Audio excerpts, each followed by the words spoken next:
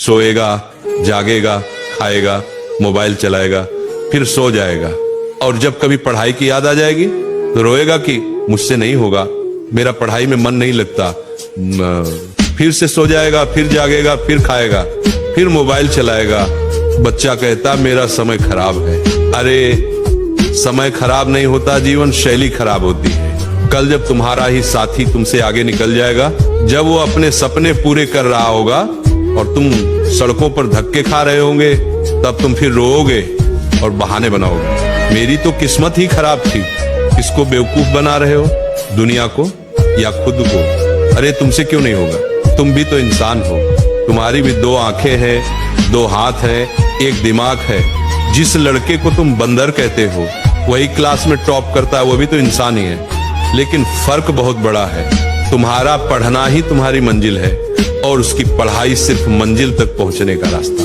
जिसका पढ़ाई में मन लगता है ना, उसके पास सपने होते हैं, उसके पास लक्ष्य होता है, उसे पता होता है कि वो क्यों पढ़ रहा है। और तुम्हें मालूम है तुम्हारी समस्या क्या है?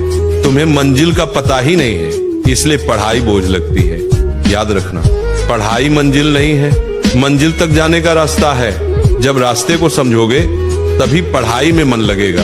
जो बहाना बनाते हैं मोबाइल की वजह से पढ़ाई में मन नहीं लगता, उनके लिए एक ही जवाब है, मोबाइल सिर्फ तुम्हारे पास नहीं, वो भी मोबाइल चलाता है जो क्लास में टॉप करता है। फर्क सिर्फ इतना है, उसे पता है कब मोबाइल चलाना है और कब नहीं। और तुम, एक छोटा सा मोबाइल तुम्हें गुलाम बना चुका है।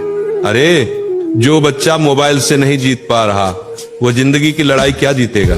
जागो पुत्र, जागो।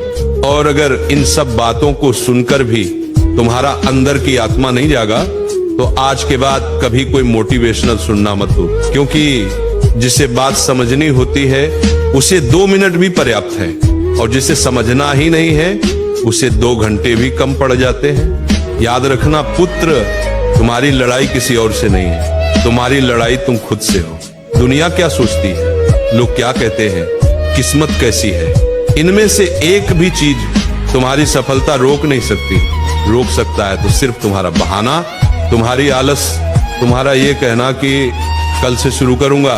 पर सुनो, कल नाम का दिन कभी आता ही नहीं और आज निकल जाता है। आज फैसला कर लो, या तो मोबाइल तुम्हें चलाएगा या तुम मोबाइल को, या तो मन तुम्हें घसीटेगा या तुम मन को साध लोगे।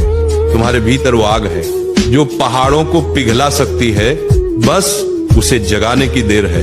और अगर आज एक चिंगारी भी तुम्हारे भीतर जली है तो उसे बुझने मत देना, क्योंकि आग बुझ जाए तो राख बनाती है, पर आग जलती रहे तो इतिहास बनाती है। अब उठो, संकल्प लो और अपने जीवन को वैसा बना दो जैसा तुम बचपन से सपना देखते आए थे। मैं कामना करता हूं परमात्मा तुम्हें वह शक्ति दे कि तुम अपने कर्मों से अपनी किस्मत खुद लिख सको।